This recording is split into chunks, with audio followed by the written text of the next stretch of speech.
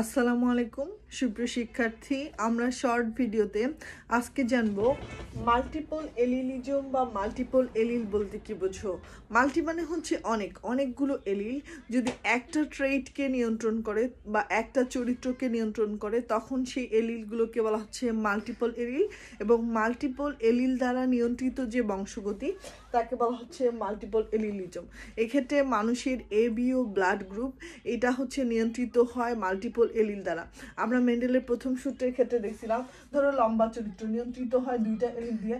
সাধারণত দুইয়ের অধিক এলিল যদি একটা চরিত্রকে নিয়ন্ত্রণ করে সেই ঘটনাটাকে বলা হচ্ছে মাল্টিপল এলিলিজম, এবং এই এলিলগুলোকে বলা হচ্ছে মাল্টিপল এলিল। মানুষের এবিও ব্লাড গ্রুপ তিনটা এলিল দ্বারা নিয়ন্ত্রিত হয়, LA, LB এবং LO।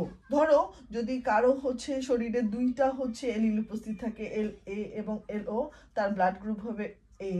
আবার কারো শরীরে যদি LB LO থাকে তার ব্লাড গ্রুপ কি হবে বলতো দেখি B। আবার কারো শরীরে যদি LO এবং LO হচ্ছে এলিল থাকে তার ব্লাড গ্রুপ হবে কি বলতো দেখি O।